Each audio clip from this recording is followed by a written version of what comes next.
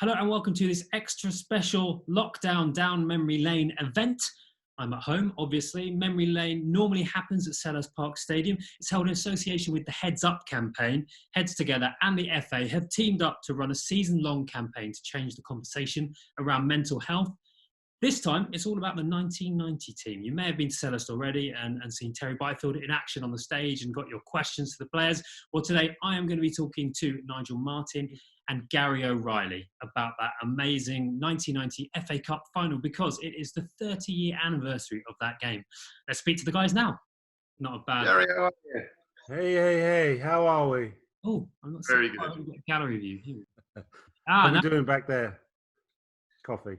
Yes, I've done the same. Yeah, can't find a big enough mug. Let's start off with Gary. Obviously, at the moment, before lockdown, you're out in the States. What are you doing? Yes.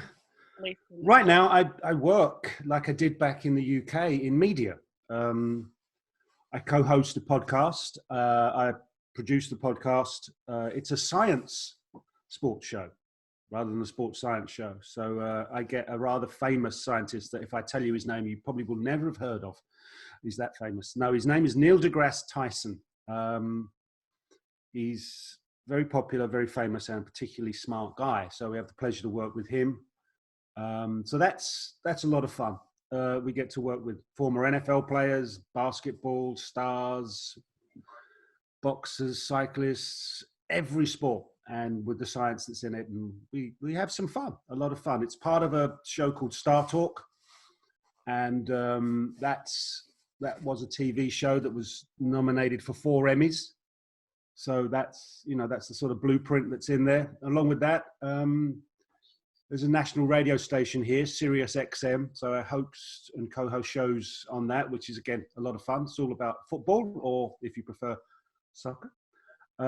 It's a lot of good things. So just developing 1 or 2 things at the moment over here.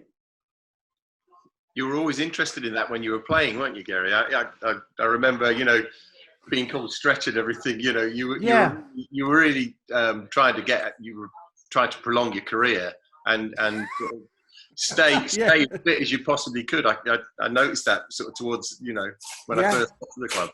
Oh, that was something I sort of got exposed to, surprisingly enough, after an injury, and it's that sort of thought stayed with me, and how you can develop, how you work, how you use the science, how you use technology. Just look at our game. From when we started and when we finished, the movement forward in terms of the understanding of medical science, the understanding of data, the understanding of analytics, the use of specialized training for strength and conditioning. Now it's almost limitless as to what we do and introduce into the development of our game, all in the pursuit of putting the ball in the back of the net. Yeah, and keeping people fitter and stronger for longer. Absolutely. It's things that would finish a career are just bumps in the road that you can get over now, which is great. The science is there for medicine. The understanding of how we get the best out of our bodies is there. And what some athletes are doing now is just incredible. You played pretty late to a fairly old age for a footballer, Nigel, didn't you? Were you around 40 when you retired? Yeah, just short of 40 when... Good for you. When the ankle gave in, I got a stress fracture in my talus, which I was playing with pain, but I didn't realise quite the extent of what I'd done. So I played about 3 months. It was my last season at Everton. We were in a bit of a relegation battle, so it was a case of going out there and just trying to play if I could, and sort of managed 3 months with it progressively getting worse and worse. And then I remember we beat Arsenal at home 1-0, and we beat Sunderland away 1-0, and we got to about 33 points. And it was just it was coming January time, and David Moyes said, right, I think we've got enough points. We'll play you this week in the cup. We've got Chelsea in the cup, who were the Premier League champions at the time, and then we'll get your ankle sorted. So I played that game, had a decent game. We drew 1-1, and then went away and eventually found through a CT scan that I've got a stress fracture, and it will never heal. So that stress fracture is a permanent one. So that would be something that would finish you. But luckily, I guess enough. I got it when I was 39, coming up to 40, and not 19, coming up to 20. So you have to take it when it comes. It's a fair career, though, Nigel. Yeah, I was lucky. Yeah, there's. I think you may have had a bit to play in that. You can't have a career that long and be lucky. I think there's an awful lot of talent in there, which we found out very early on your arrival at the club. It was like, all right. I mean, Perry Suckling was a great goalkeeper, but yeah, it was. Yes, and that needs to be said. But you just raised the bar. And I think that a lot of Palace fans will have seen that at the time. It was quite surreal getting into football, playing in Cornwall. No scouting as such. It literally is what the story is what you've probably heard. A guy owned a carpet shop in a little town in Cornwall called St Blasey that I was playing football for. He used to wander along and watch. He knew the tea lady at Bristol Rovers. He rang her and said, "We've got a really good goalie." She walked into Jerry Francis's office and told him, and he said, "Well, why don't you get him up?" So I literally went and stayed with that tea lady for, Thursday and the Friday, and I played half a game against Gillingham on the Saturday, and he signed me straight after. It was such a bizarre way. Probably couldn't happen. Thank heaven for tea ladies. Absolutely. And then 2 and a bit years later, I get a move to Palace, and it was all really, really fast.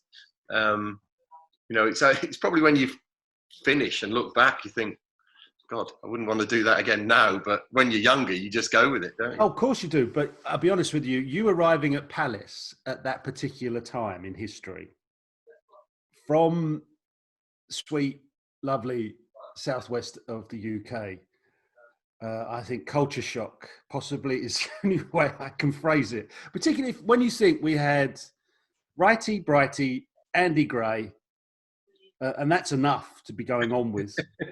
Throw in there Andy Thorne, and it's just, and Pards, and of course, Pards, and Jeff, and I know that it was just a very interesting environment to walk into. It was. I mean, I literally got married from signing my first ever contract at Bristol Rovers, and then I played my debut on the Saturday, and then got married the following Monday down in Cornwall, and then travelled up. So me and Amanda were we were just married when I moved to Bristol Rovers, if you like, and then moving to London. Amanda's, one of the first things we did, we were put up in the Selhurst Park hotel. Nice. I went to training one day. Amanda got a taxi into Croydon and got lost in Alders. That'll do it. That'll happen.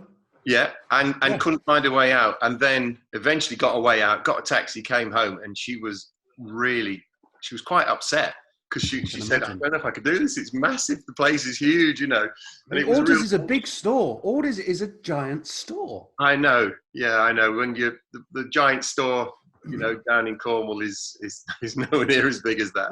No, it's true. So it was a culture shock for both of us, because it was an eye opener for me, because the lads at Bristol Rovers were great, but they were down to earth because they were lower league players, and suddenly you come in to a change room with lots of sort of big egos and funny guys, all sort of vying for centre spot all the time. It was quite good fun, but I just, I was quite shy anyway, so I just sort of kept my mouth shut for most of the time and just. No, I think what we learned was you had the sense to stay out of it. Yeah, well, I don't know. I just, you move to a new club, and I think you've got to earn your right in the pecking order first before you do anything. It's not. I don't think you can go straight in and try and be. You couldn't walk into a dressing room like we had then, and then stamp your foot and say, "This place is mine." Not with the people we had in there. No. You'd be lighting yourself up and sticking yourself in the crosshairs if you started to engage. And if you didn't have the wherewithal to do it, you would have a terrible time. Because I won't mention names because it's not fair, but there were some players that did that and they found it very, very difficult. Yeah, got shot down. Very difficult. Yeah, they did. But I'm just thinking back, and I saw something on a message, on a tweet, a little while ago, and it's 30 years ago. Mm. And then I looked at it because I'm smart like this. That's basically half my life away, right? I'm pushing 60. I'll be 60 next year. And I'm thinking 30 years ago, wow. Some of the memories are fresh. Some of them are like, oh, wow, that happened. Yeah, I remember that kind of. But what struck me the most was how, and I don't know if you feel the same, Nigel, how it sat in people's memories, the effect, not just on Palace fans from the semi-final and the final, but the impact it's had on the greater football family, the people who are saying, oh, I remember that, ... And it's still to this day, and back in the, excuse me, back in the UK where the BBC put on that Super Sunday. Yeah. And you think back, we were test driving what Sky Sports did for decades on the Super Sunday, the back-to-back, the big stuff. I think everybody just went, wow, this could be incredible, because we served up two of the best games they've seen in FA Cup history for some time. So, yeah, it's funny how this game, the semi-final and then the final itself, has such a legacy in the football landscape, even though we decided not to win, which was big of us, I thought. Yeah. And although if Righty were on this call, he would tell you it's my fault and Nigel's fault and not his. But that's Righty. So that's the way it goes. Yeah. Well, you know, we can't defend. We did let in 3 goals, and he did score 2 in the first game. No, I have a theory that Steve Coppell only sent him on because he was so fed up with him in his ear. in the dugout on the sideline, said, I've had enough, get him on. Just get him out of my sight, get him on the pitch. I don't need him in my ear anymore. But then again, at that moment, the best thing you could probably do for Ian was to make him sub, because he would just ratchet up everything. Yeah. And then you just release him. Yeah, I spoke to Gary Pallister actually not long after in an England squad. And he said after the first game, he was petrified that we were going to play righty from the start. Absolutely petrified, because he got turned inside out, didn't he? And he said he hated playing against righty always. And he said when they saw the team sheet and he wasn't starting, he said, I was so happy. Yeah, I mean, as a defender, righty would twist your blood. Yeah. He had that capability. And a bit like when, you'll remember this, I don't know, were you at the club? I think you may have been. We were up at Old Trafford that season and we beat Manchester United at Old Trafford. 2-1. Yes. And Sir Alex, bless him, I looked at the team sheet and went, Mark Hughes is on the bench. Fabulous. Yeah. And strikers, when they're of that caliber, for defenders, are great when you see them on the bench. I've probably got at least 45 minutes of him being there rather than him being here giving me a torrid time. Yeah. So I can see why Pally would be very happy to see him on the bench. Yeah, obviously. I mean, I don't know how many weeks earlier he broke his leg, but it was 6 weeks, wasn't it? 5 or 6 weeks. It was close, wasn't it? And obviously, he wasn't ready for the semi. But then, he did so well in the first final, if you like. And then, could he have done an hour? Yeah. What do you do? Put him in to begin with, or put him in some part as the game progresses? It's a difficult one. I think, I mean, the person we haven't mentioned and the person that rarely gets mentioned is the physio, David West. Yeah. Who was responsible, because Ian broke his leg twice that season. Yeah. And each time David brings him back. And obviously, having the career that Ian had, you have to say David didn't do a bad job getting him into the right place. And I think they discussed how, because I mean, it's like having the Ferrari in the garage and cycling everywhere. Sooner or later, you're going to scratch that itch and you're going to bring Ian into the game. It's whether or not you start. And that's, I think, they took a decision, and it can't have been an easy decision for Steve and with Alan Smith and the think tank that we had, to decide to go with Ian on the bench to begin with in the second game. It's that invisible part of management that we, and you and I now, Nigel, we understand a bit better. Yes, yeah. When you're in the heat of it and 20-something, it's like, well, why didn't he do that?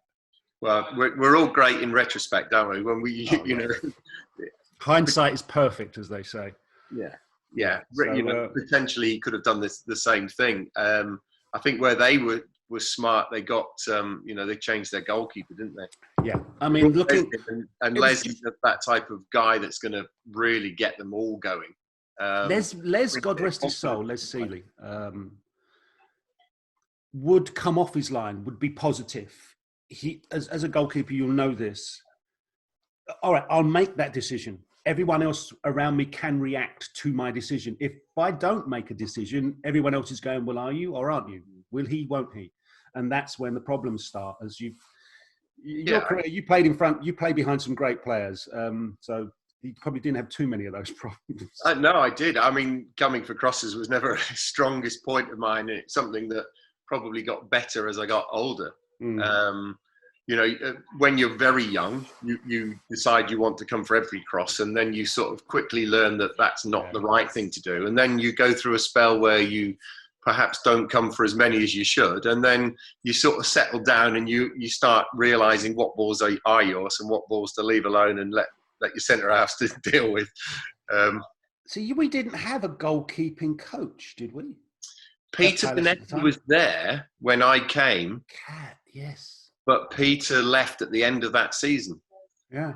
So now you mentioned it, I had forgotten completely that Peter was there. Another one, God rest his soul. What a lovely man. What a lovely man.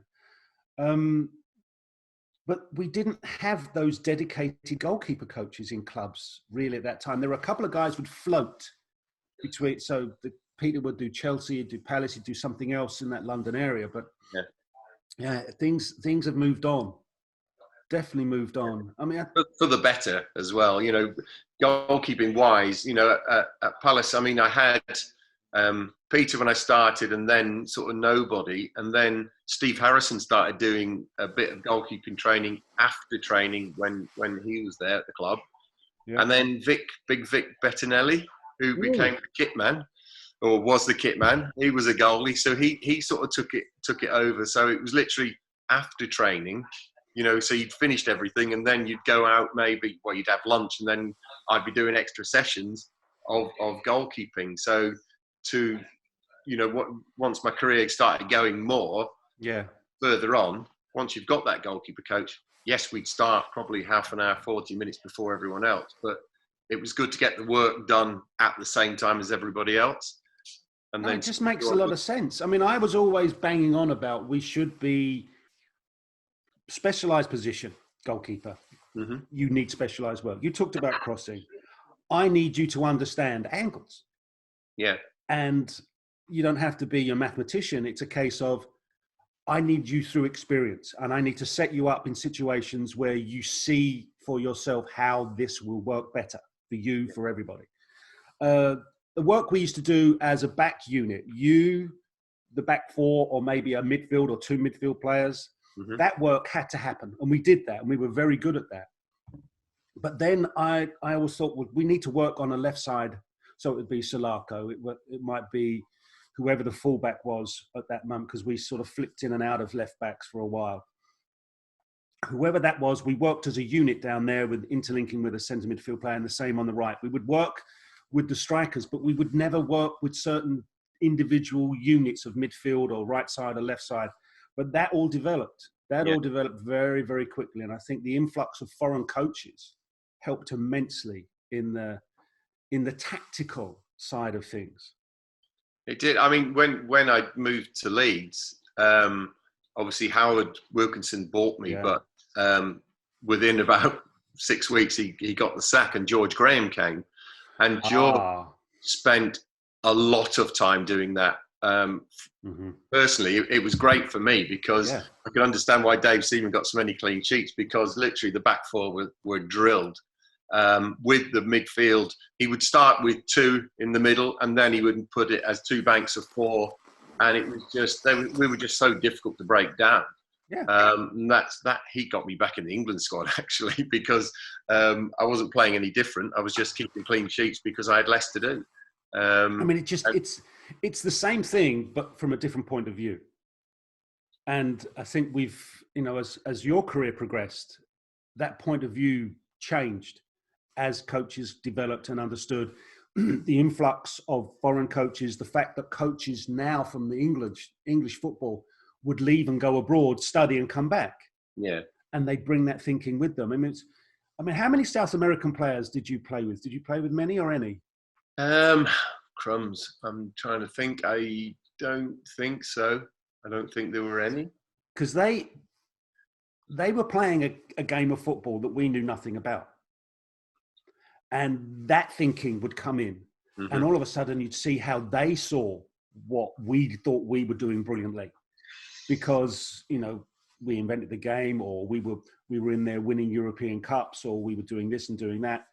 And then you saw how things could potentially move forward. I mean, looking back to the way we played at Palace, I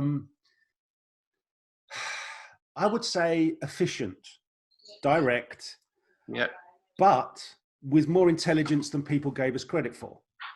We knew that we had to put Ian and Mark in a situation where they had more opportunities to score. We then, at the other end, had to think about how we made you work less. And, the provision of opportunity, the denial of opportunity at the other end. And I think that became something that we did particularly well.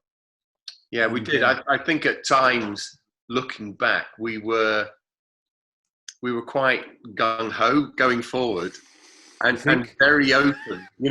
If you played against the Man City now, they would love a team to try and come onto them like that, because they would just pick you off. You couldn't push as many players forward as perhaps we did at the time, because we if the ball got in the box, there was invariably sort of at least 4 in there looking for the goal. We see, this is what you've described there is us being beaten 9-0 at Anfield. Right. And people said to us, what was it like? I said, well, let me put it to you this way. We didn't have reverse in the gearbox. We just went that way. And off we go. And Liverpool went, oh, please. They just racked up a cricket score on us. And that was the point. I mean, you look back at the season, and I think there was a collective point where it couldn't get any lower. So therefore, we had to go up. And then the other thing, and this is what looking back with that perfect hindsight, we were such a young group. I mean, apart from me. And you were really old, 30. I was 29 and over the hill. It was so easy for them to bounce back because, Solarco and Shaw were 19 years of age. Yeah. Well, whatever. You just get back on the saddle and go again. We had young players. We had players that, Mark and Ian just wanted to score goals. And they just wanted someone to provide them with the opportunity to score goals. So that was their drive. And you had then the character of people like Jeff, the character of people like yourself, like Alan Pardew, and people around the team who just went, no. We're coming back. And that, you look back in it, and I look at teams that have been successful, have achieved things, and they have a similar attitude. And I'd like, if you agree or not, but there's that percentage of winners, that winning mentality, guys who will give everything to win. Yeah. And I thought we had a higher percentage of that. May not have been the most talented, but there was definitely a desire to want to win that drove this team at this particular time forward. Yeah, well, I think that's something that should be common in everyone. I hate losing, no matter what the game, the sport, whatever. It's, you have that from a long time. And when you get into a club, a team, you just want to give everything you've got to win a game with your mates. And it doesn't matter at what level that is, that sort of feeling, I think, sort of stays the same, And it should be. Yeah. And I think anyone assembling a team, here we are, Nigel and I will tell you how to do it. Here we go, pin back your ears. So it's that situation where you say, and I think Steve saw this. I think if you roll it back a few years, when Steve started to assemble the beginning of this team, you look at players who wanted to prove something, players that were hungry, players that had a desire to reappear on the radar, to win. And he recruited and brought those in. Even guys like Dave Madden. Yeah. Yeah. Who was I want to call bit part player, but that's rude and it's disrespectful. But he didn't play as many games because of Alan and Jeff's strength in midfield, and with Andy, obviously. Yeah. But that character was there, and it was there in so many different individuals around the team.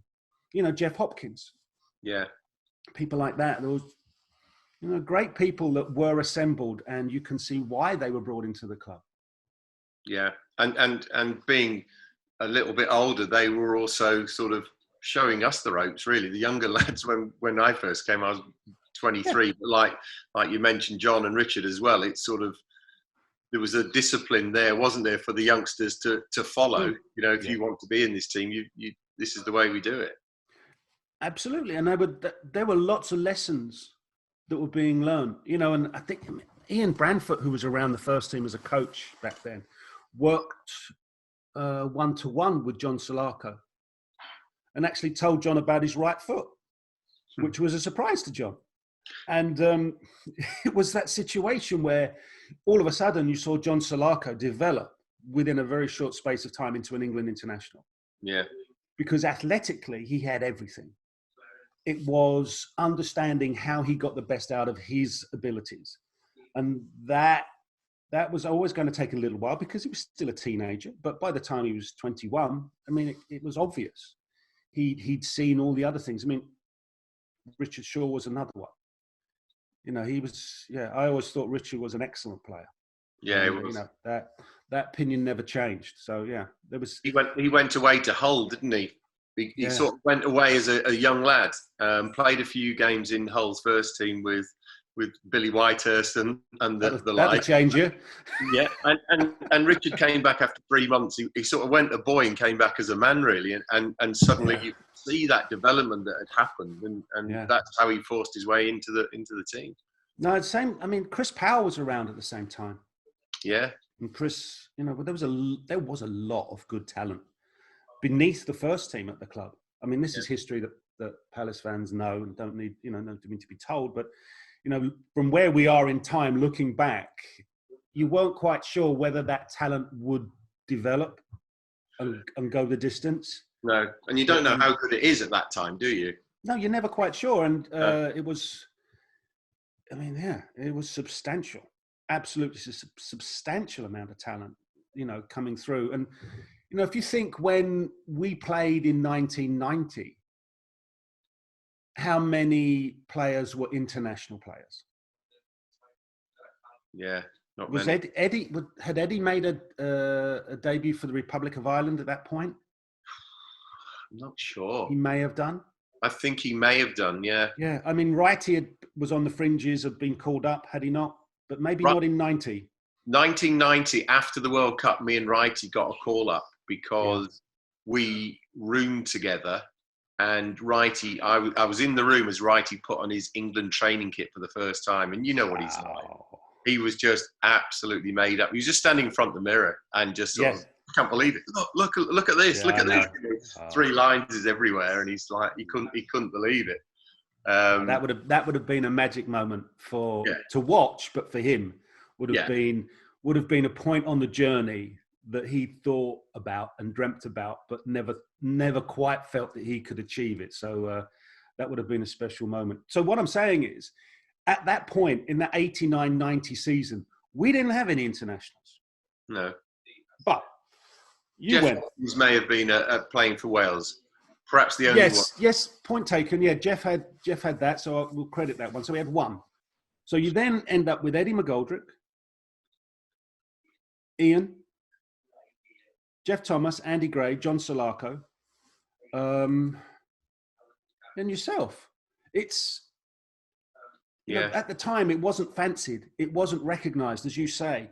But then history, as you turn the pages, proves that there's a reason why this particular vintage of Palace teams went where it went and achieved what it did, because the talent actually was there. It just hadn't quite been recognised. It hadn't quite fully developed. No. So, yeah. You go from 1990, I came into a struggling first division team. Yep. And the following year, we're challenging. And you could see the way the lads were playing was completely different from, you come into a team that's struggling a little bit. The cup run was a great bonus for us, but in the league we were really struggling. You could see that the effort and the application was there. We just weren't getting the results.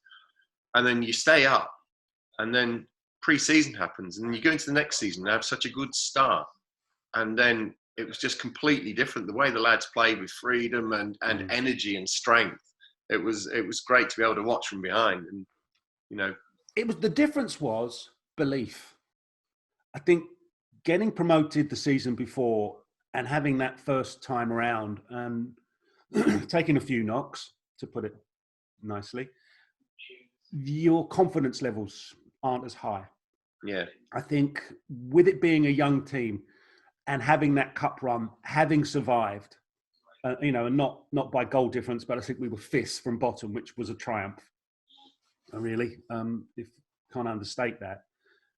But the belief that we had on the back of that. Remember the pre-season after the cup final. So we had the cup final. Then it was Italia 90, which was one of the most spectacular World Cups. And then we went back to Italy for a pre-season. Yeah. We played Sampdoria and Fiorentina. Yes. And we didn't get beaten. We drew 1 and 1-1. We beat Sampdoria on penalties? Yeah, I think so. I can remember. Yeah. I remember them taking a penalty for some reason, but I didn't know if that was in the game or whether. Yeah, and so, you talk about pre-season. It was a case of, I mean, I remember Andy Gray playing in midfield. Surprisingly enough, against, I think it was Sampdoria, and it was basically all of the names you'd heard of a month or so before in the World Cup. And he just showed them exactly how he thought things should go.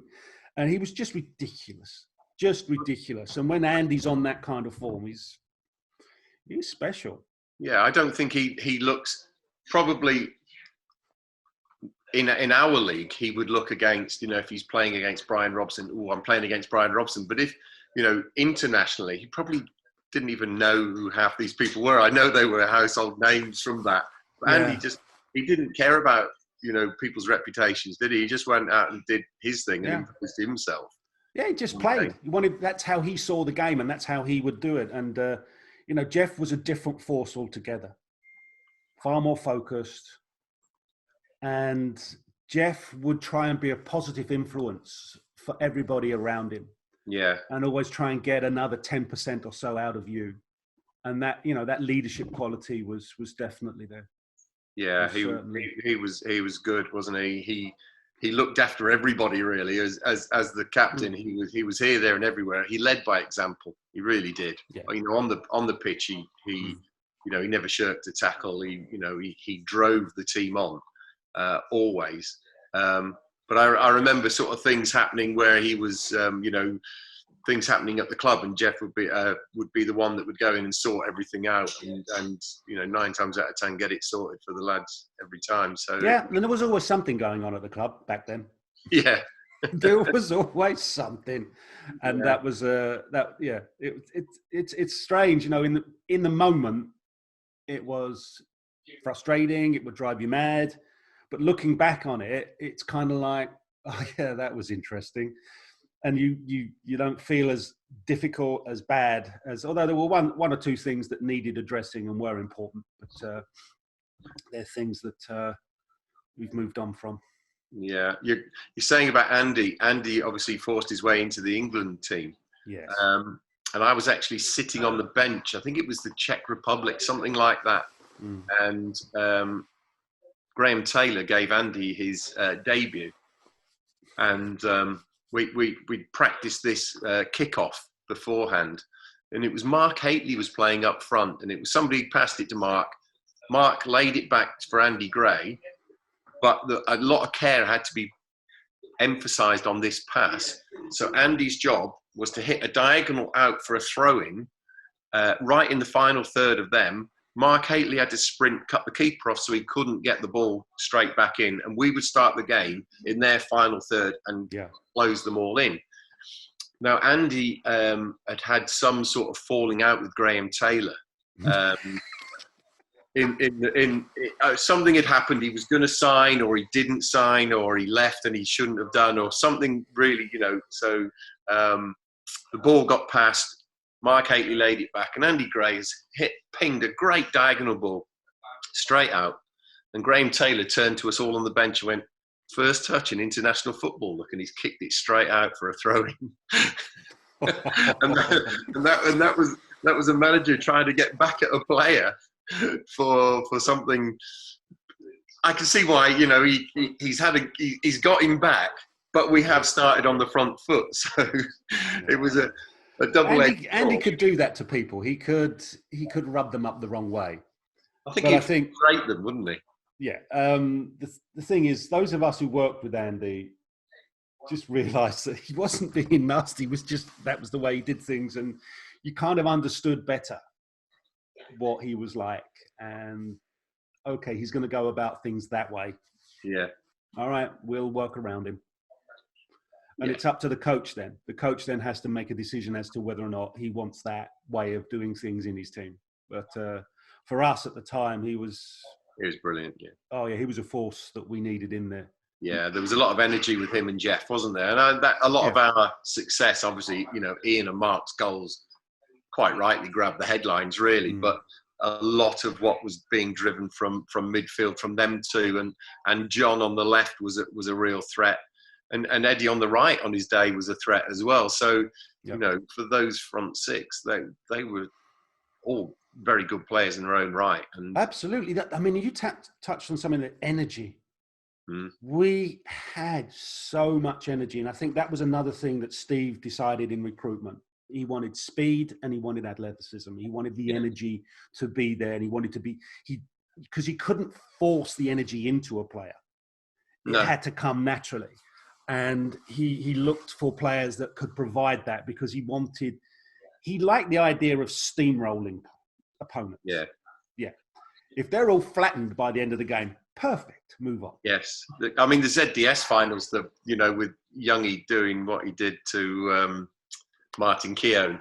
It was very much, that was, I think Steve liked that. If we could physically just be stronger than the opposition, you're going to win more games than you lose. Eric and Martyn were teammates. Okay. Yeah.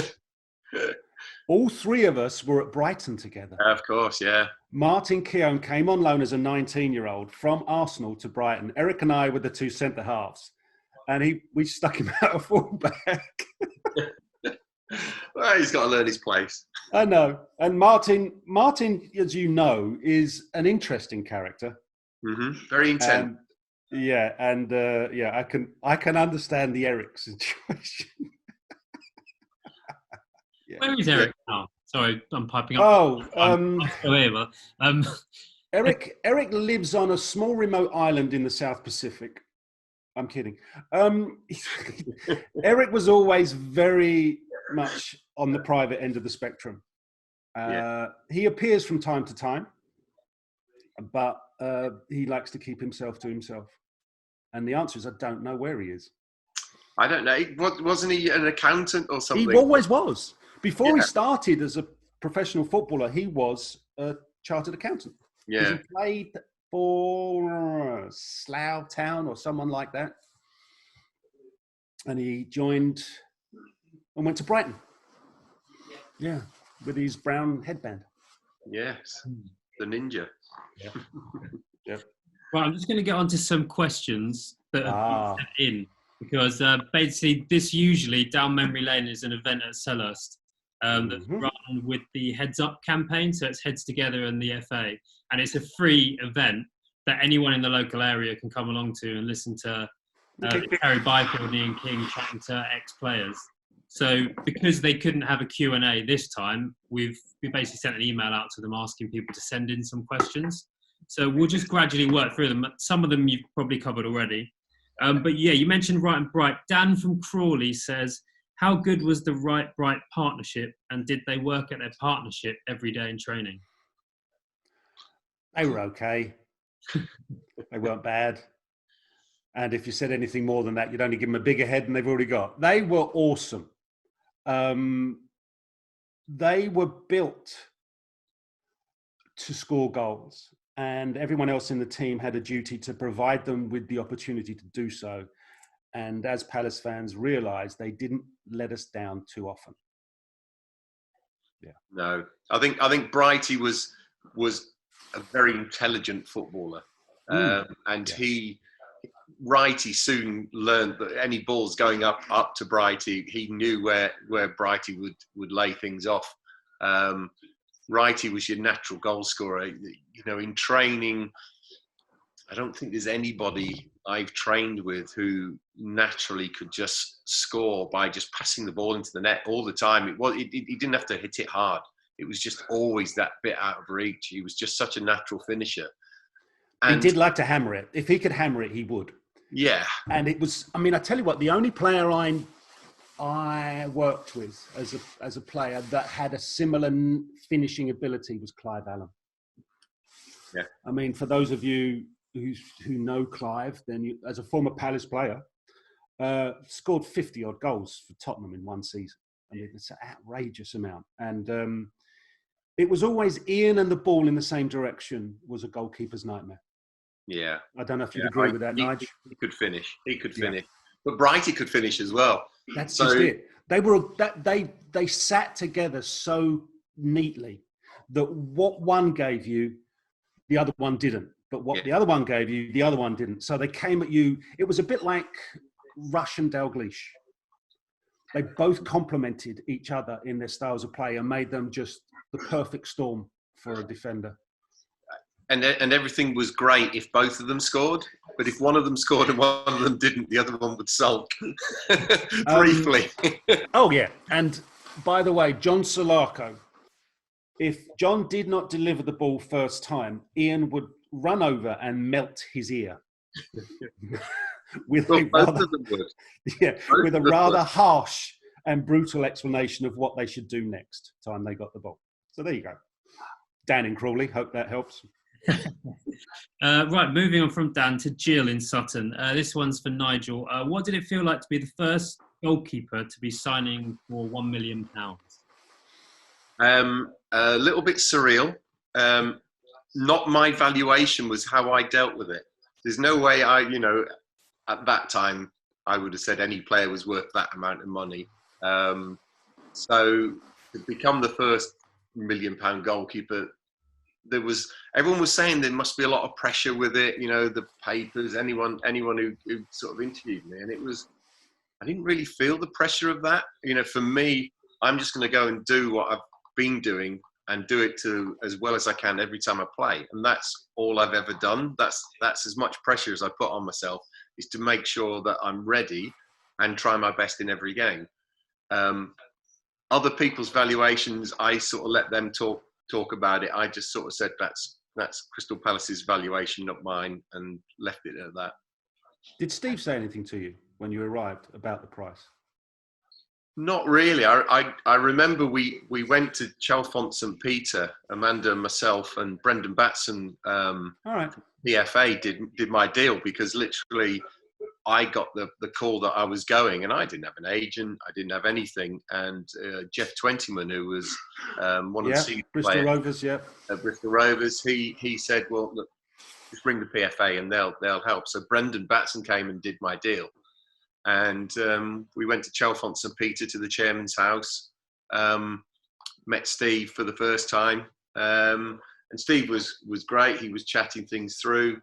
Did it spook you with Steve? Because how could someone that short have such a deep voice? Yeah, very first thing that I thought as soon as he spoke was, wow, that's a deep voice. Absolutely. Oh no, that comes from somewhere deep down in the boots. Yeah, it wasn't Steve that was the problem, because they sort of basically put their offer to us, and Brendan went, well, okay, well, Nigel and Amanda and myself, we just need a quick 5 minutes to discuss it.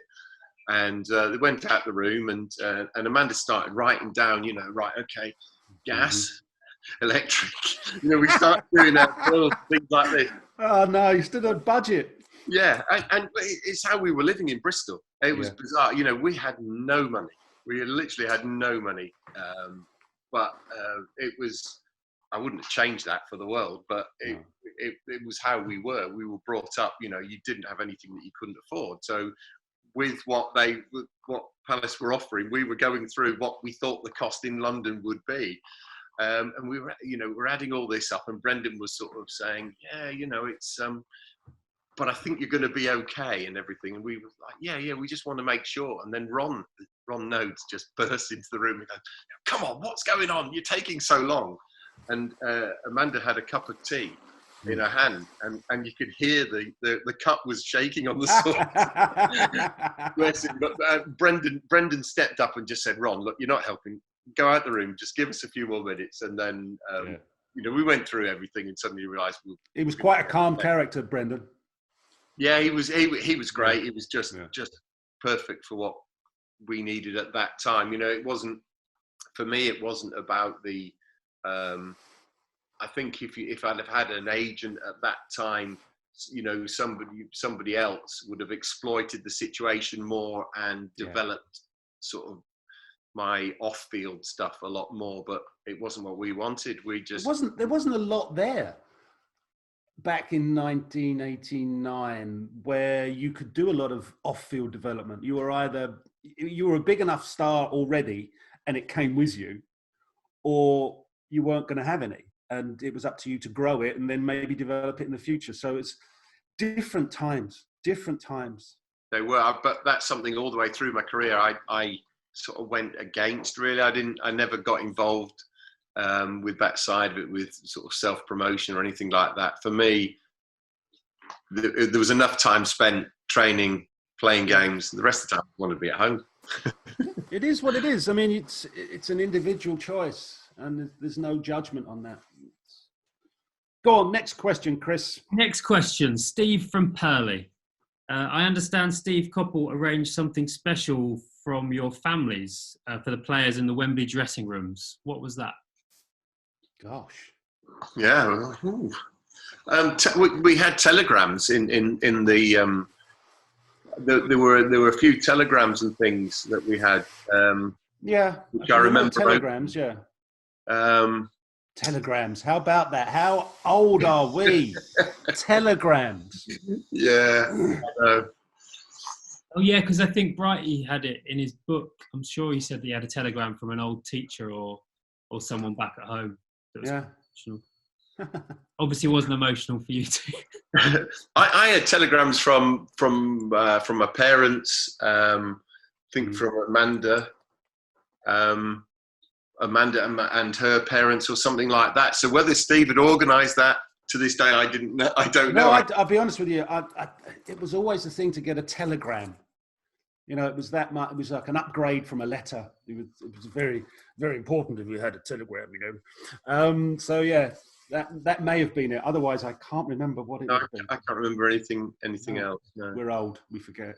Pards actually did a lot for the cup run in 2016 of the same thing. So he had in the dressing room on that day. Obviously now we've moved on from telegrams to actually painting the walls with images of their family and quotes from them and messages. But he also did fish and chips on the Friday before every FA Cup game, because you guys did it in 1990.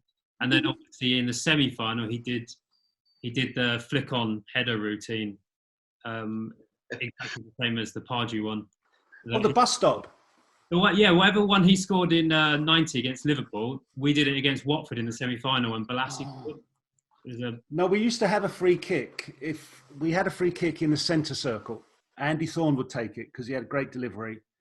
And I dubbed it the bus stop because we all lined up. And I'm thinking, first time we ever did it, and I turned around to Cop and said, is there a bus coming? Why we stood all like this?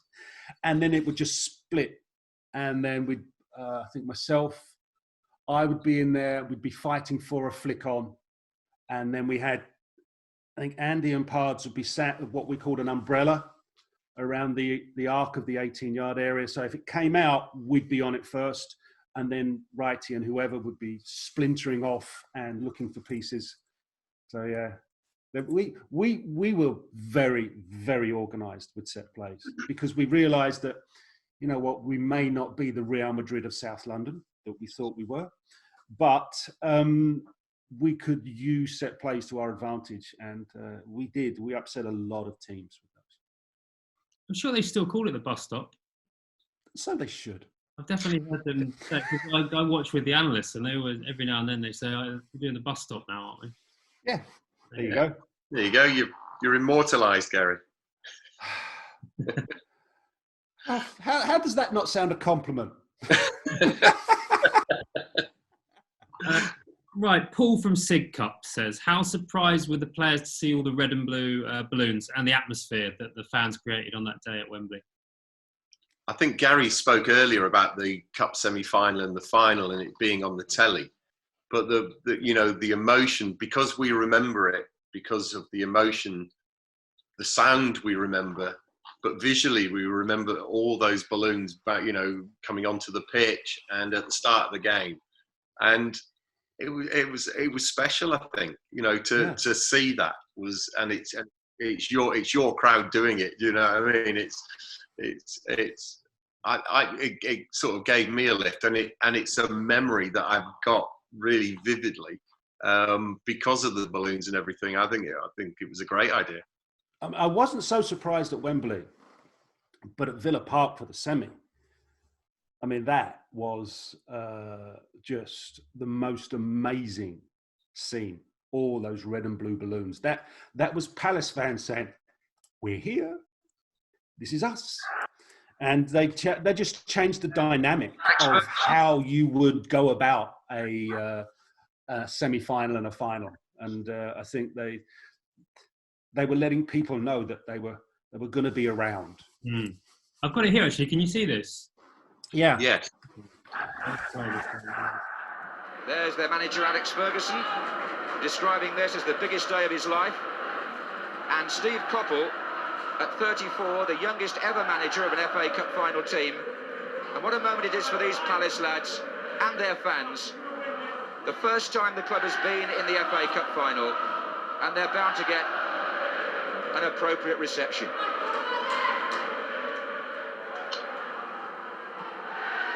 Crystal Palace, very much the underdogs. But as we've been saying since we came on the air, this is all on the day, and who knows what to expect. One or two United players a bit late out there, but now they're into the fresh air of Wembley. And just listen to this.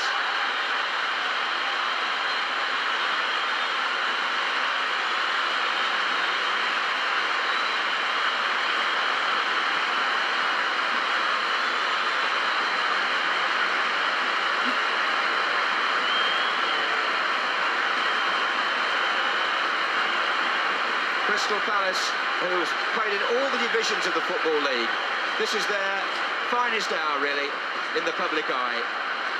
Only 14,000 of their supporters actually got tickets, but both of these clubs have quite a following in other countries as well. And a nice moment as Steve Coppell, a former Manchester United Cup finalist on 3 occasions, talks to his opposite number.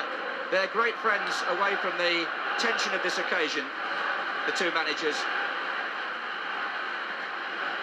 And as they stride across this quite perfect surface, the team's already entering into the mood of the day.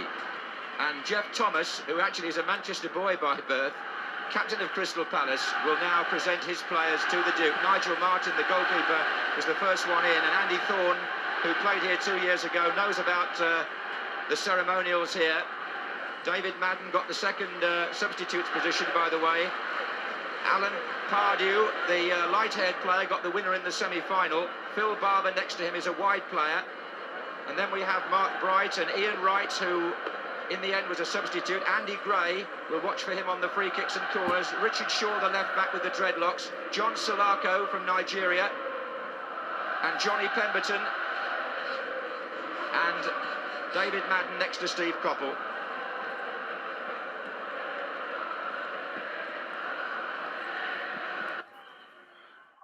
What's it like watching that back?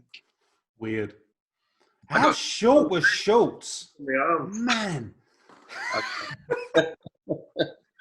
Yeah, that's quite strange. But walking out of the tunnel, we had the privilege of seeing our fans at the far end. So therefore, the whole red and blue balloon thing just hit you straight in the face because the United guys were behind us. Yes. And therefore, you weren't able to see what was going on, but we had that opportunity to see our fans really just make a statement once again.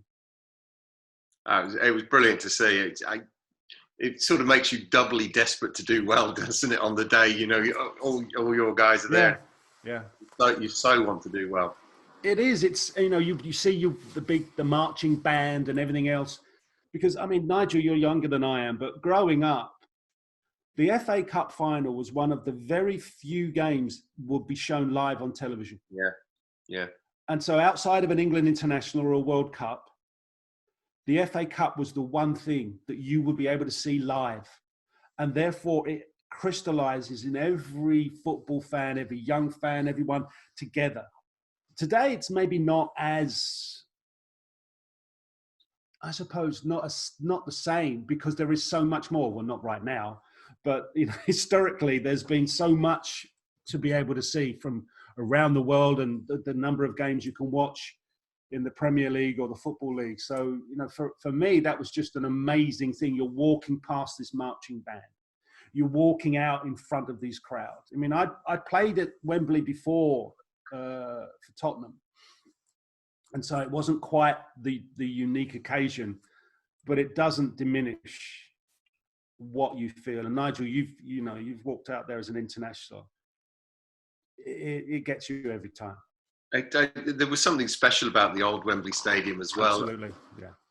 I'm not that much younger than you, Gary, and so take it, run with it. Yeah, but Cup final day was so magical. It was a whole day event. Yeah. You know, on the telly, and it was on both sides. When BBC One and ITV both had it, and there were all sorts of events happening all morning. So as kids, we'd be over the park playing football. We could walk to the local shop to get our sort of sweets and crisps and drink to watch the game, and then after the game, it was straight back over the park to play football with your mates again and sort of reenact what you just watched. But it was such an exciting day. And you didn't necessarily need to support the team that was in the final. It was just it was always a magical day. So having seen all those and grown up watching all those games, to suddenly be there at Wembley and to see, you know, the dressing rooms were massive, and you know, everything is just completely different from any other football stadium you've been in. Was really amazing, and it was great. It was great. You know, the only thing that was missing was the silverware at the end, really. That's, you know, yeah. And there's, you know, however many times you replay it, it never changes. But what I think was great is because now you would have that experience, but now and again, the game itself would be a bit of a, not that great. But we didn't hand one of those over. We at that time we were, like I said, there was a team that we didn't have reverse in the gearbox. We were always going to take it on the front foot and an attack. So we, along with our opponents, delivered a quite spectacular game for all that's worth. Yeah. On the day. Starting off with you though, Gary, and Gordon from East Grinstead says, what did it mean to be the opening Palace goal scorer in the afternoon in an FA Cup final?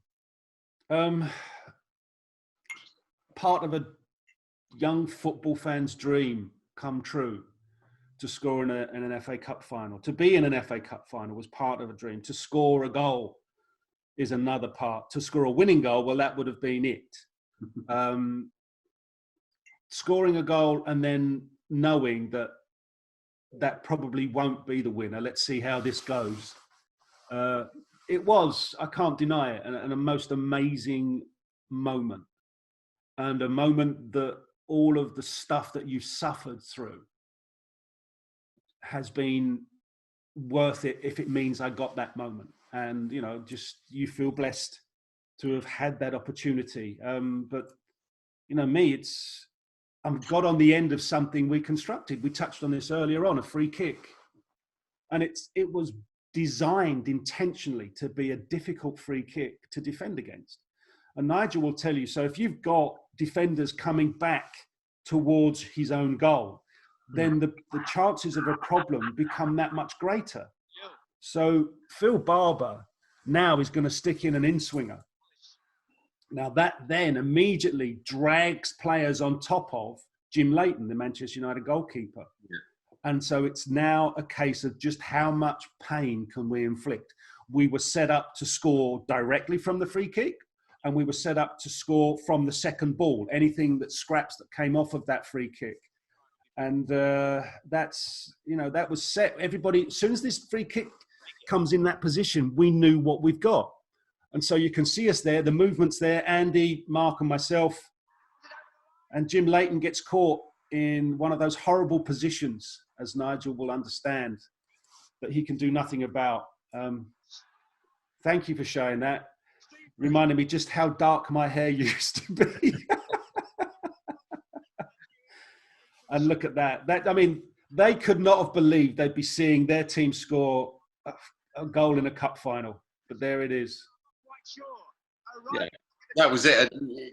You know, the idea, you know, you've given your own supporters something, but, you know, I can remember Andy running over the ball.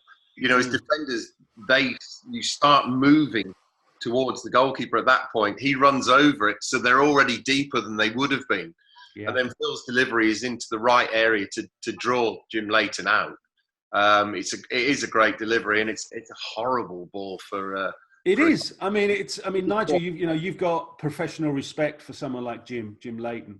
Yeah, and like I said, it was designed to cause as much problem as it possibly could, and obviously succeeded. Yeah, no, it was well worked, and don't like looking at this one so much. Yeah, fast forward, please. Yeah, no, well, to be honest, Brian Robson's got a free header at the far post. Yeah, it's a comfortable save for me. Deflection, doesn't it? Until John Pemberton goes and tries to kick it in front of me, and I think it comes off his shin. So this is coming straight at me, no problem. Pembo off his shin into the corner. Yeah, he's trying to defend it in the right way. Everyone sort of says, "Oh, did you ever go at him for it?" No, he's trying to stop it. That's his first job, is to try and stop it. You know, mine is to try and save the original shot. That one. It's, if I'm not mistaken, it takes another nick. And Mark Hughes, to his credit, knows that position is always a great place to go if you're a striker. See him, number 10 there? I'm drawn towards Brian McClare, and he just sits in that. We think Thorny's clearing it anyway, don't we? Yeah. Thorny's kicking it and just gets charged down, and that's why people are free, because at that time, you know, we're looking to push out. In this one, Pallister gets his blood twisted, and the rest, as they say, is history. See the calmness of Ian there, having just come on and then not lose his cool and finish precisely. Remember Stan Turnant, Nige? Yeah, I did, yeah. Right, Stan used to preach to Ian all the time, go cold in the box, go cold in the box, go cold in the box. And this is what he meant. Don't be rushing your thoughts, be calm. Know exactly how you're going to do it and where it's going to go. And he took that advice on and became the striker we all know he was. Look, he's cut inside to make the target bigger. He knows exactly what he wants to do. He was so good at that side foot finish. You know, he was so precise on that. It was so difficult to stop. now that Shaw is in an orthodox left-back position here. Salako is playing wide on the left in Barber's old position. So you've turned their defence, and that's the problem. And that's You Mike. see that bit? Yeah. That right foot that we introduced John Salako to paid off. And I mean, it's a great goal. That cross is a horrible cross for Jim as well. Yeah. You know, because he's cut back, everyone's moved out. The cross is another in-swinger as well, but it's deep. You know, he wanted it more floaty, a bit slower. It was the pace on the cross. Yeah. And it's so difficult for him. Look, he's pulled off Steve Bruce there. He just knows as soon as John Salako cuts back, that cross is coming in, even though it's on the right foot. Boom. Yeah. Because that got worked on. And he knows. And that's just raw pace that's got him in there behind Bruce. Well, slow this bit down. This is where Andy Gray just goes flying over the boards in a different direction to everyone. And then before you know it, they're calling everyone back. But there's no video of what he did. I presume he tried to get in amongst the fans. That's horrible. Yeah. It is, because you're thinking, could I have played him offside? But that's a big gamble. Because we conceded the goal in the semi-final against Liverpool trying to play offside, or I did. And I wasn't really going to allow history to repeat itself. But I get there a fraction of a second. I know. And the same for me, because I'm drawn towards it and I'm trying to cut down the distance between me and Mark. So literally I'm on top of him so he can't sort of score. And he just gets that just before I get there, and it goes just past my foot. And I think it goes in, you know, it's about a foot inside the post. So sometimes you got to give credit where it's due to the striker. Yeah, I mean, you're looking there at goals scored by two of the best strikers we've seen during that era, without a doubt, Mark and Ian. And nobody lost. Is this a strange moment where it's so odd to think that there weren't penalties and that you play all this extra time and then you just go up to where you would be collecting medals and you're just shaking everyone's hand? Yeah, for me, I suppose so. Yeah, it had to be finished on the day. It was an empty feeling. We played this final, all the build up and everything we've had, and there's nothing at the end of it. It felt quite bizarre, really. Live to fight another day. Get a chance to come back and do it all again. But Eamon Smith says, do you think that if the final was decided on penalties, you would have had a chance of winning? So maybe one for you, Nigel. We'd have had a chance, Yeah. for sure. You don't know. There's no way of knowing. Personally, I was left with a very empty feeling on the day that it needed to have been finished then. You know, whichever way that would have gone for us, I think I would have accepted. I think even if we'd have lost a penalty shootout, I wouldn't have been clamouring for a replay. Oh, it should have been a replay or anything like that. Sorry, Nigel, go ahead. I was just going to say it just felt like it was built to that day, and that was the peak of the summit, and it should have just been sorted there, because I think we were already coming down the other side for the replay. It was a strange thing.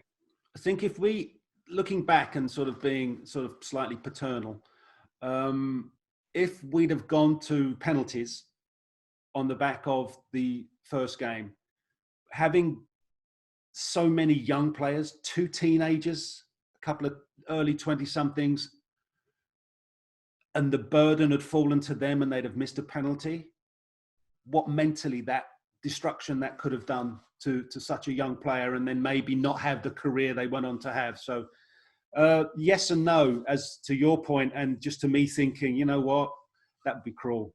That would be cruel to destroy a young player mentally at that point, because it takes an awful lot to get over a penalty miss on a stage that big. Because it's not just us in England. The whole world sits down and watches the FA Cup final. Nigel, you've probably met people. Do you know, I was in New Zealand when I saw da-da-da-da-da-da-da-da, and you're like, wow. It never fails to strike a chord with me when you bump into people around the world and they tell you where they were at that moment. Yeah, although on the flip side, it could have made them heroes. I totally get it. It's a flip of a coin. It's going to be one or the other. Yeah. And then there was the replay. David Gerling says, why was the cup final replay so disappointing compared to the final itself? And then Because we lost. Yeah, well, Peter Jepp just said, why did we do it? I guess it was after the Lord Mayor's show a little bit. You know, it's the end of a long season. The lads have just given 120 minutes of again. And, you know, we have a night afterwards, which was a bit strange. And then, you know, so it's not ideal preparation for a game 3 days later either. And I think, you know, at the end of a long season, at the end of the game, I think both teams were flat, to be honest. I don't think United had any more energy than we did. It was just... No, it was... I think maybe you're right. Maybe we'd given everything we had. And that becomes a test of character, which I don't think we would ever fail. Just now, there are times now and again, like at the end of the first game, I did everything I could to get in front of Mark Hughes and block the shot. Yeah. And it's a case that I got there as soon as I could without being sarcastic. Yeah, no.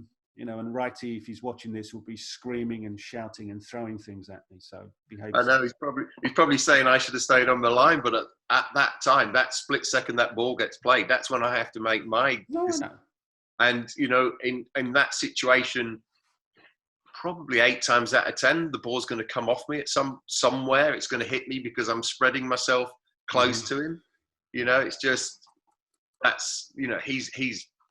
You know, that's what a great striker he was, because he probably had a foot to kick the ball in, and under pressure he's managed to put it down that channel and put it inside the post. And doesn't mean I like him, just I respect him for his goal scoring ability. Absolutely.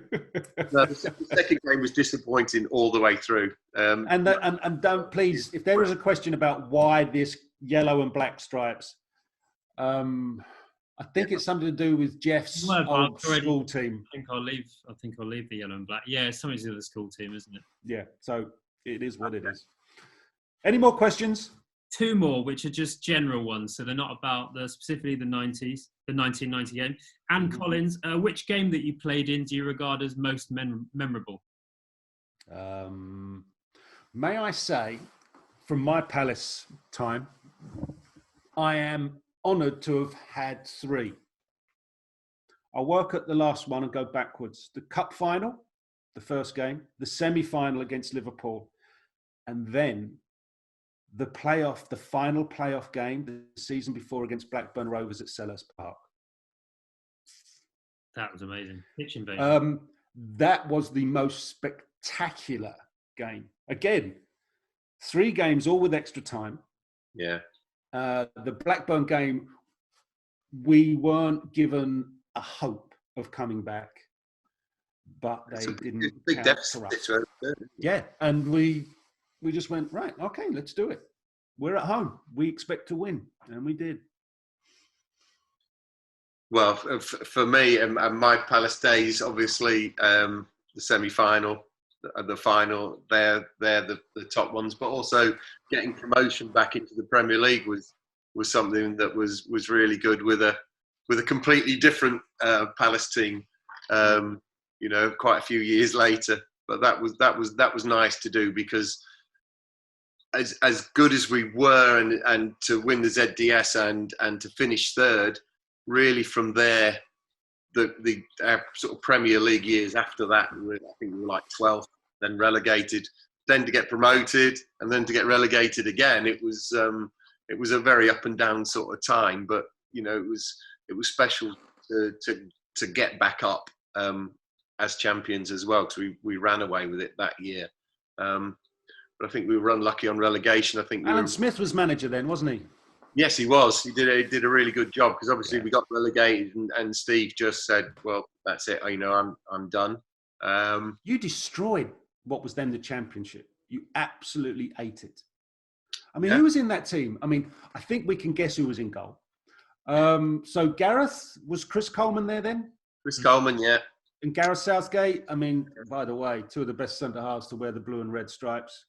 Yeah, we had Darren Patterson played centre half as well. Crumbs, I'm looking back. Chris Armstrong, obviously. Who was in the back? Was Shorey there? Richard? Yeah. Yes, Richard was there. I'm thinking Had John. Stan gone? Stan Collymore gone by then? I think Stan must have been gone. You're putting me on the spot here. I mean, yes. All right, no problem. No, I won't do that. So no, there was. Anyway, look, you flew the championship, so whoever was in the team weren't bad. No. I mean, we did storm it, and the following year to get relegated again was really disappointing. So I think we went down fourth bottom one year when they were making changes to how many teams were in the Premier League, and the year after, I think we had some sort of record for a team to get relegated. So, both times we were probably unfortunate. In the other years, we would have probably stayed up, but that was they were the downsides, because the cup final and the run to finish third and winning the ZTS were the good times.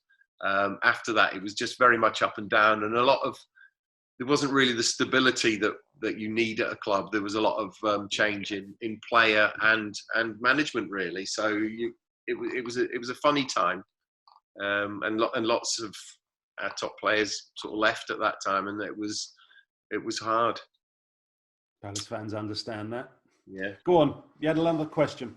Last one, yeah, completely. John Davison, who was the most unpredictable attacker you faced whilst at Palace? Unpredictable? They could all be unpredictable. You know, if you took one for granted that you thought was rubbish, and I'm not going to give any names, they'd score because you weren't doing your job properly. I think you had to pay them the level of respect and do the best every single time. I mean, there were guys that would just be lethal. Ian Rush was probably continually on the top of the don't like you list for me. Mark Hughes, who we have discussed ad nauseum. But there were guys who would just, have a knack of just drifting off. They'd kind of like lull you into a false sense of security, and then pop, they'd go away. They'd just let you just allow you to just get your concentration to drift away, and then they just move. And those guys are so dangerous. The guys that are in your face and busy and giving you rubbish and talking in your ear, they're always there. You know where they are. It's the guys that disappear off the radar, go stealth on you. They're the ones you have to know how to defend properly against. So it's about touch tight. It's about all the little techniques that you learn and you use to be able to keep rascals like them at bay. Yeah, there's plenty. It was almost every team you came against had at least 2 or 3 that were the real goal threats. And so you were always conscious of those. From my point of view, everything I do is pretty much reactive. Obviously, reading game situation, which is something you get better at as you get older, is obviously you're predetermining a certain part of it, but a lot of it is you're just reacting to a pass, a shot, or whatever. So you're always reacting to situations. So unpredictability is just something that you have to put up with. But I mean, there are plenty of strikers who got lots of goals against me. Shearer was one. Robbie Fowler was one. Ian Rush was another.